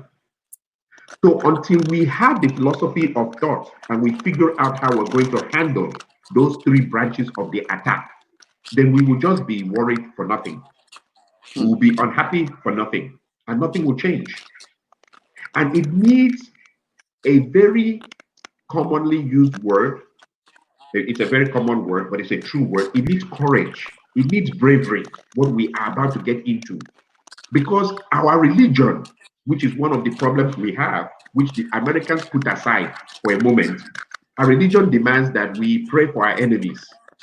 Our religion demands that we are friendly with them. Our religion demands that we smile and we're diplomatic. And then what they also do secretly is that they come to our men of God, the so-called men of God, and give them money to keep the populace, to control the people. You see? But the problem is, these people have, look at what is happening in Biafra land. They are showing, and look at what is happening on Udoh land. They shed blood because it is a system they use. They shed blood, and they shed blood of anybody. They shed blood of your wife and your children and your husbands, because it's a system that has been proven across the time of history that they've used terror to advance their cause. Fear. So if we want to be able to face these people, we have to be ready. And here it's sad. It is a sad situation, but it's a real situation. We must also be ready to cross boundaries. We must be ready to cross boundaries. There's nothing peaceful about it in any way. You can never work, because one of the greatest traps is peace. They will use the peace to still dominate you. These people are not peaceful people. When Americans started things, if you see, when the Americans created the Patriot Act, they knew what they were dealing with. The Patriot Act took away every human right from the Muslims. They took their human rights away from them because they know that any human rights you give them is a loophole by which they will use to dominate you. Yes, from Simon too. The Patriot Act that was made in the United States took away every version of human rights from them. And then not only did the Patriot Act take every human rights version of human rights, extraordinary rendition, which was authorized by the Patriot Act, allowed the United States to treat them in ways that was beyond human agreement by even the World Courts and the Geneva Convention. These are an extension of the same crowd. Don't make any mistakes about it. If you go into the history of the Kanem-Borno Empire and you go into the history of the Fulanese, they are the same crowd. They are the same stock. From Morocco, Algeria, Tunisia, the Middle East, down to us here, they are the same stock. Now, let me tell you a country that had figured this out. At around the time we started having that cow issue in Nigeria, it happened in Ghana. It did. Do you know why it didn't become news? The Ghanaians picked up their guns and shot the cows dead. It was on video files. The Ghanaians just picked their guns. The Ghanaians declared war. They showed their police chief addressing the police, telling them today is cow killing day. They picked their guns, their shotguns, they picked their machine guns, and they went and killed cows enough. And they were shooting the Muslims. They were shooting them, they were killing them, and then the Muslims came and begged, and they said, return to the north. It is interesting to know that every country that figured out this thing I'm telling you today don't have problems with their north. Just don't forget, the Kanem-Borno Empire extends across the whole West African sub-region.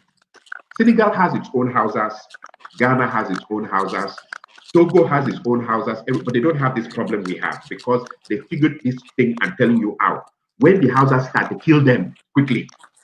And they give them the same terror, measure to measure. So because of that, the houses back down and go away. And even back down to the point that those countries do not have houses as their rulers. In Ghana, the most that the North has come as a ruler is vice presidency. Nigerians, the challenge of the southeastern region and of Oduduwa is they must face terror to terror, straight up to straight up.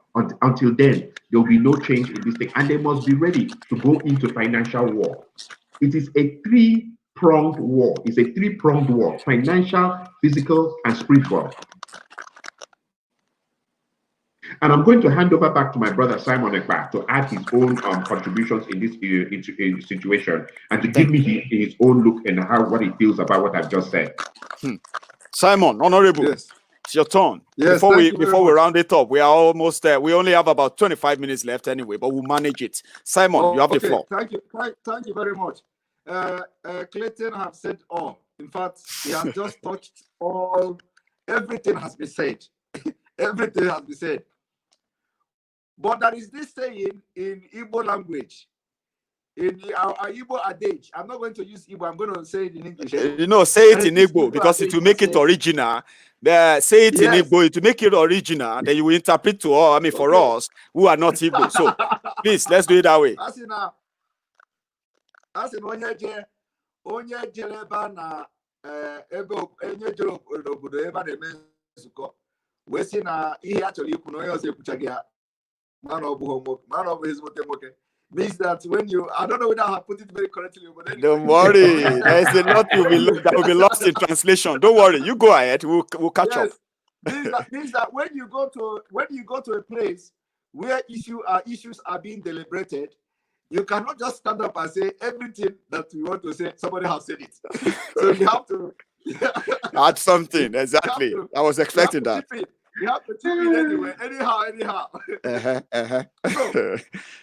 So the unity, is that possible? Can we still sit together and talk like we are doing now? Back then, this is like impossible. It's impossible. Oh, be careful of Yorubas. Oh, they are this, they are that. But we are starting something. It's called the conversation. Yes. We'll begin to hear everybody's side of it. Go on. I want to quickly add to what he said. Good one. Go. Yeah. So permit me to play just 1 minute video. Go on, please. Go on. A Biafran town of Onitsha. Race course is the scene, and it's the afternoon of Nigeria's great day, with thousands awaiting the climax and resolved to relish every minute leading up to it. Princess Alexandra, with Sir James Robertson, the retiring Governor-General, must have enjoyed the whole jubilant atmosphere of the occasion. A first-class show was put on for the benefit of spectators.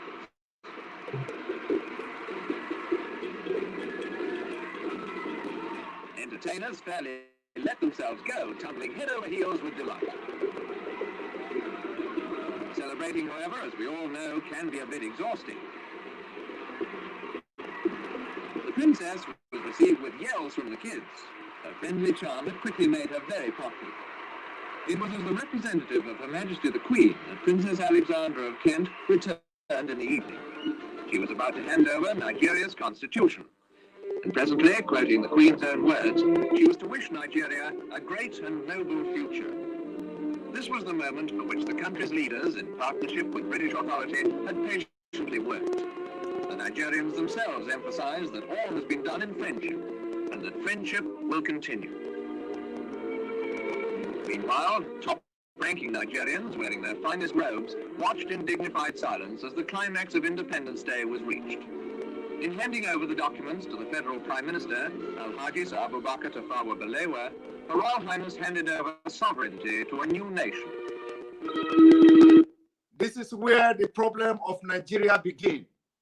And the reason I want to play this is for you to see the power in Fulani voodoo. We see, I am a Christian, but we have to recognize the fact that there is power in voodoo. You see, when the Constitution of Nigeria, for the very first time in 1960, when the Constitution of Nigeria were to be handed out to Nigeria, it was handed out to Abubakar Tafawa Balewa alone. That was a miscarriage of justice. That was the beginning, the rape of the other two major ethnic groups. The Constitution should have been handed over to the three major figures from the three different ethnic groups. So that already shows you a sign of supremacy. From the beginning, the Queen handed over the sovereignty. You hear the man say, the man didn't say, the man said handed over the sovereignty to the then whatever Prime Minister Abubakar Tafawa Balewa.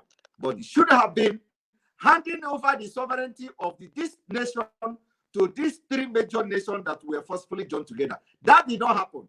And that was as a result of something that was done in the secret that we did not know. Now, fast forward to my brother's Clayton, what he said about the churches. Yes, we have identified the problem of Nigeria today, and any church today that is not talking about the problem of Nigeria, that church, God have left them. There is no spirit of God there. This may sound, because I don't want to go into the religious part, but like he rightfully said, we have to fight it financially, economically, and religious. You see, we must cripple the economy of the Fulanis in the south. This is not just about Biafra. It is not just about Biafra. The war is a holistic war against infidels who are predominantly people of the southern part of Nigeria. That's right. It is after this, we will not come to divide where is Biafra and here is Oduduwa. First of all, we must give a collective fight, economic fight, which, like he said, and that economic war have to start by boycotting anything Fulani to see how we can liberate our mental subconsciousness, how we can liberate our mind, the mind of our people. The charm is not working on me. The charm is not working on you. The charm is not working on him. There are a lot of people in Nigeria today that the charm is not working on. But there are people who don't have clean hands, and the charm is working on them very, very actively. That you see an agitator who do not have AK-47. You see agitator who did not carry knife. You see agitator who did not carry machete. And you order military men to go and shoot them aside.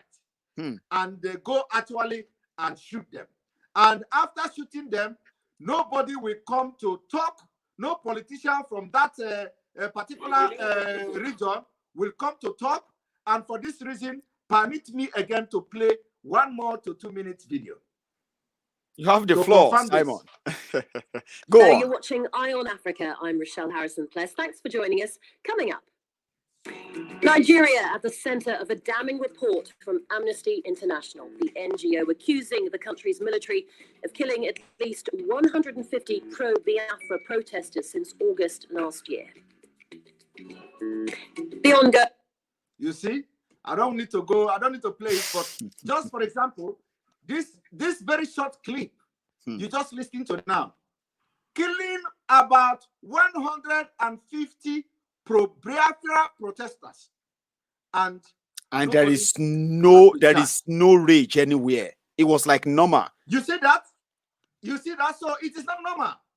It has something to do with Fulani voodoo, which we are waging war now to cut them, to fight them economically, because that is the economic power. We fight them economically, and nobody is asking question. Why is it that when your senators come back from Abuja, the villagers, the community leaders, you contribute money, you go to one Hausa, this Fulani place, you go there, you buy the fattest cow there, you take it to your senator, and then you on the quest for senator to do something for you, to bring a project to your village, to bring a project to your town, you take a very big fat cow to him. He will slaughter that cow. He will eat that cow. You will never see any. You will never see any project. Anytime he goes to the red chamber, when they are talking about the killing of people in Nigeria, they cannot speak. In fact, it is supposed to be senators from Biafra land that should go to Abuja and talk about the amnesty report of killing of 150 protesters, and they must demand justice for them. But you cannot see any senator doing that. But guess what? The people that were killed come from different constituencies, come from different communities where these senators come from. So ordinarily, if one person is killed, a senator should be able to come to a red chamber and say, somebody from my constituency has been unjustly killed. I demand justice. But you cannot hear that. That is the reason why we are on this campaign, to free our people, not just from the government of Nigeria, but first of all, free them from the bondage of Fulanis before we are talking about the physical freedom of and sovereignty entity of Biafra.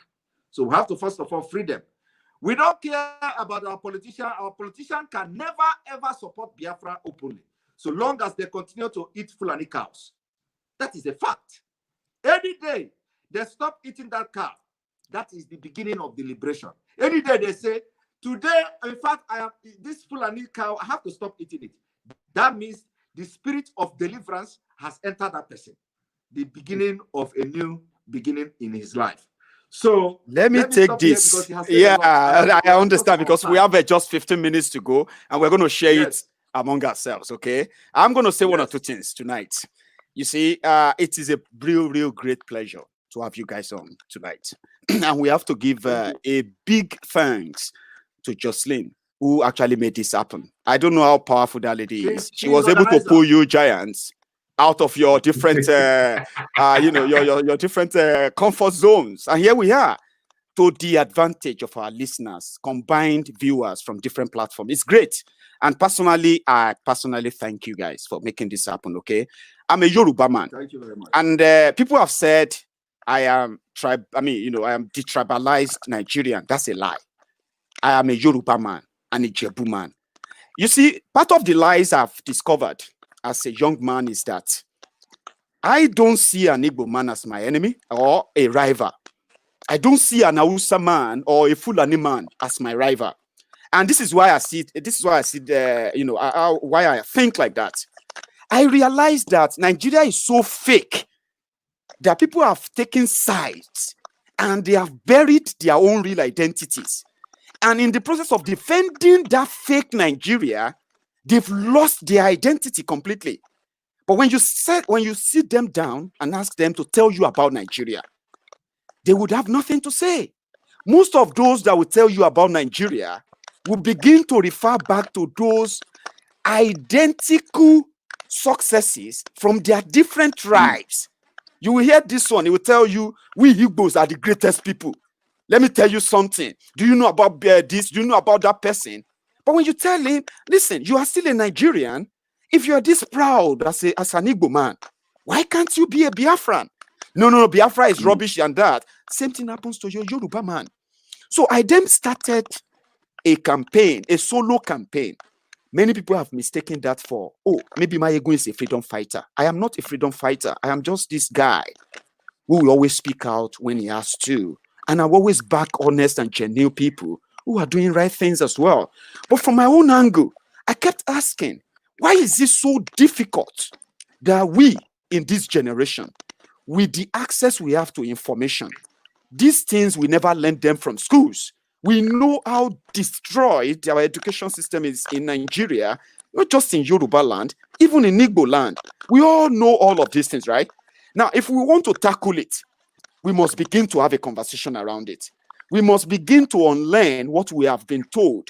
That was when I discovered that the propaganda that made an average Igbo man, an average Yoruba man to want to go over with dagger in hand just because they want to say, oh, you caused this, you caused that, was because it was a generation propaganda. Now, how can we change it? Someone told me, watch and listen to Simon Ekpa. And then lately, Clayton too. I realized you have been someone I've actually downloaded his videos many times because I was so fascinated by the, by your content, And Simon Ekpa is about changing the narrative. That sounds good. If Simon Ekpa is about changing the narrative, and I have not given my own program any sort of identity, so to say, more or less like freelancing, then this sounds good. Like we can call it a conversation, whereby people from my own group, from my own tribe, will begin to see reason why it is actually more fulfilling, more satisfying to be a Yoruba man than be a Nigerian, be called an Oduduwan, right, than being called a Nigerian. Once my own people begin to see that, right, and an average Biafran begin to realize that an average Oduduwan is not your enemy, it's not even your rival. The only division we have right now is because the generational propaganda has lived and lasted so long that even our education couldn't defeat it. How do we stop it? By having a conversation like this. We have our differences. We cannot deny it, okay? We must at first identify our differences. Then we must also identify things that we have in common. Open up conversations. If you tell me, look at what they did to us in 1966, and I'm like, my brothers, 1966 is gone. That is not healing. I'm telling you, forget it. It's gone. That is not healing. But if I have to listen to you and say, tell me about it, this is what I heard about it. So it was actually a lie. They told me, oh my God, I'm so sorry. I wouldn't have even seen you this way if I had knew all this. But how do we do that? By having this conversation. I know we have done a lot tonight, and this is where I'm going to leave you to now, to give me a very good, wonderful hope that this can actually be a new vista in our pursuit for a genuine liberation, because we need ourselves. And let's start with identifying our differences, our failures, right? Then maybe we can start we can begin the healing from there. It may take longer, or it may take long rather, but I know if we are genuine about it, right, it will never take longer, as long as that 60 years of that abject slavery. I will let Simon start, and I will let Clayton close up. This will be your closing remark. Thank you so much, yes, Simon. Thank you. You have yes, thank you very much. This has been a wonderful evening, and of course, I must thank Joycelyn Noah she is organizer. You know, I give her a name. I call her organizer. She did it. And you know, when they say any place you have something going on and you don't have women there, it can never progress. Right. You know, right. So women must be part of our government any day, anytime in Biafra. They are going to be very, very active. Every country you go today and you see women participating in the parliament and all that, that country is doing very well. That's right. So Jocelyn Noah is organizer. I must thank her for this. Then you know, when each time somebody is talking about Nigeria, there is this thing. You say, you know, we are one Nigeria. We are one Nigeria. Why must we be using that phrase, one Nigeria? It shows that we are never a country. You know, from the beginning, we have been trying to force ourselves to be a country, which is the reason why each time somebody wants to talk, he will always say we are one Nigeria. Why are they using that word one? Because that we're never one. That we're never not. It's like a validation that we must continue to repeat and say, you know what? Just say it. You are a one Nigerian. That validation. Why do we need to do that? Go on. Have you ever gone to the United Kingdom and say one United Kingdom? No. No. Have you ever gone to Germany and you hear somebody say we are one Germany? No. Have you ever gone to America, as big as America, you hear somebody say we are one America? No. Even the Russia, you don't hear them say we are one Russia. Chinese, you don't hear them say we are one. It is only Nigeria, no African country. There is no country you will go in Africa to see the person. For example, in South Africa, we are one South Africa. Even with the whites, with the presence or with the history of the apartheid in South Africa, you can't hear them using that word. We are one South Africa. But Nigeria, because of the fraud in Nigeria, everybody will be saying, please, we are one Nigeria. At any given opportunity, somebody will say, please, we are one Nigeria. We are never one Nigeria. And we are opting out of Nigeria. Biafrans are opting out of Nigeria, and we are going to stop at nothing until we get Biafra. I want to leave one last comment. My comment is this. The people that founded Nigeria today, the three major persons that founded Nigeria today independent, yes, Nigeria today, because from 1960, Nigeria became a new nation from 1960. So Nigeria was amalgamated in 1914. Then on 1914 to 1960, from 1960, it became a new nation. So the people that founded this new nation now from 1960 are the Azikiwe, Awolowo, and Abubakar Balewa. These three figures also recognize that Nigeria can never be one in their different historic comments and historic speech. From 1948 to 1966, they discovered that the last one was from Nnamdi Azikiwe in 1966 or so, that if we cannot be one Nigeria, it is better to divide in peace instead of in pieces. You know? So if these three figures can actually recognize the fact that we can never be one Nigeria, who are we today to say otherwise? Thank you. Well, this is what I want to say. And first of all, before I start giving my closing remarks, I want to thank the Ambassador Simon Ekpa. I want to thank you, Maiyegun General. Thank you. I also want to thank Jocelyn Noah. She's an amazing person. She's amazing. I think she has found her calling in the struggle for us to come to a brand new consciousness of what is going to be the future of this region, of this area. So this is what I want to say. I want to say to the Udoh people that you guys were made to believe a lie. There was a lie that was told. And the lie that was told was that you're enemies with other people. When you, the Udoh, were people who, Calabar people, Igbo people, all kinds of people came and bought land in Lagos and built houses in your land.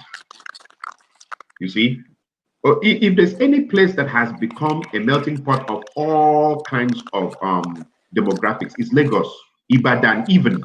Ibadan has been a place that has been has shown hospitality to so many people from across the world, even Oyibo, everybody. This lie, there's a lie was told to the people, these are your enemies. No, the enemies were formed in the mind as a lie. People have gone and lived in Ibadan for years from all over Nigeria. People have gone and lived in Lagos. People have gone and lived in Jogode from all over the place. It was a lie. So there's no enemies in this story. It's only common interests. What is your interest as a people? For the lower class, for the middle class, and the so-called upper class is what the Oduduwa people have to figure out.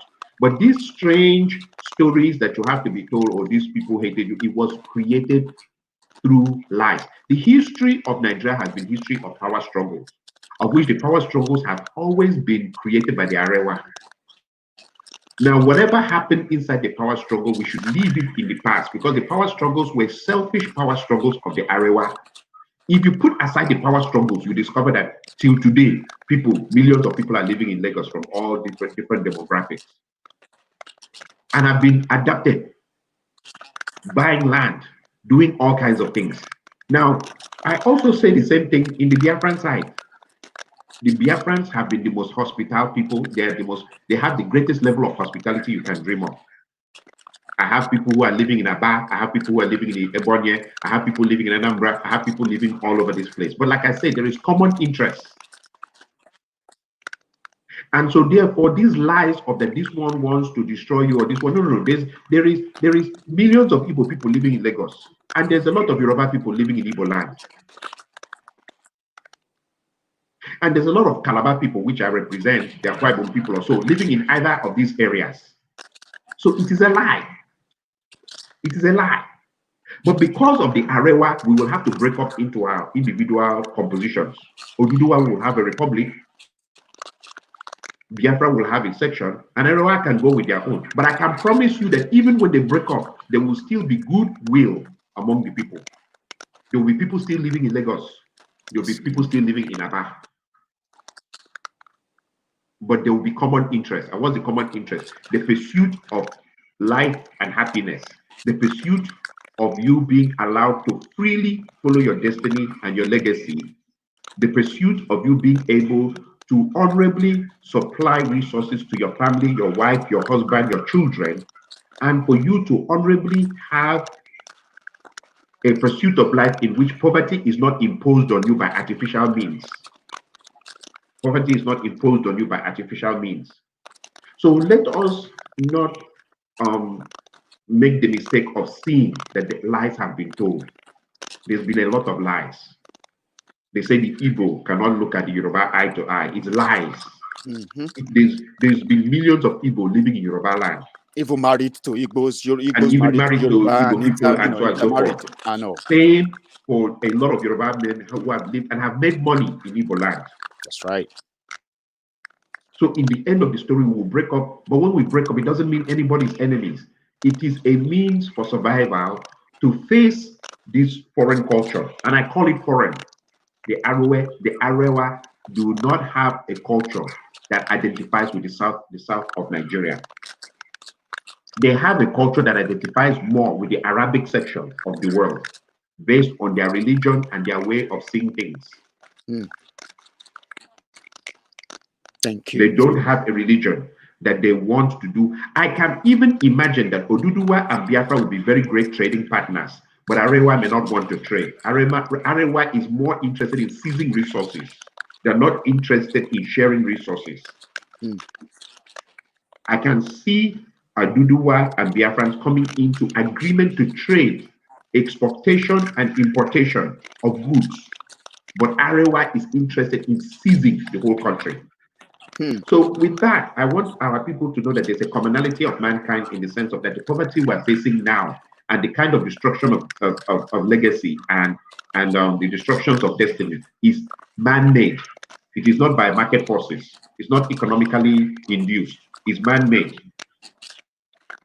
And so therefore, in that view and with that revelation, we have to move forward and figure out how we're going to deal with it without stepping on each other's toes, because these people are experts in divide and rule.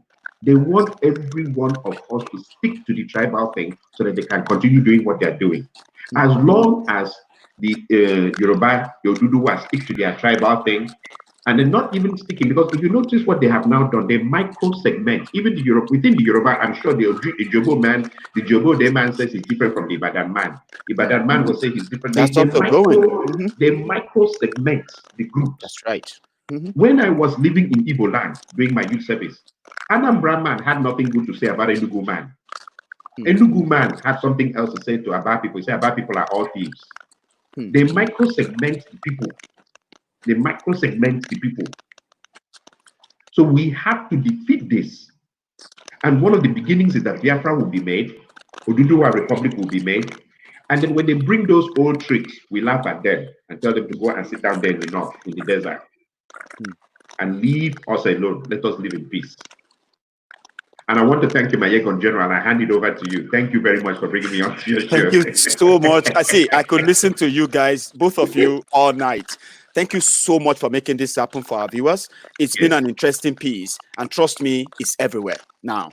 And possibly some of your hit points and then punchlines and all of that will be cropped out of this conversation, and you won't be surprised when you begin to see them on WhatsApp. So I will let you go and take care of. I know you guys are busy, guys. Simon was coming in from work, and then he just had to put on the suit quickly and join this. And I know many others are also waiting for you as well right now. So it's going to be a long night for you. So I'll let you guys go. Thank you very much for your time. Thank you so much. Hope Thank you so much. We'll do this again. Thank you. Have a good one. Thank you. Cheers, guys. All right. All right. Have a good one. Bye-bye. Bye-bye. Yes, sir. So that's that on Maiyegun's diary tonight. It's been an interesting night, a long conversation. I'm going to sit back and watch the video myself. To all of you who joined us tonight, thank you. To all of you who also shared the broadcast, contributed, and most importantly, especially to Jocelyn Noah. You did it. The only thing I told you tonight was to say, I don't know how you performed the stunt, but we were going to do this, and now we have done it. So thank you. Thank you to all of you. I will see you some other time. Good evening or good night.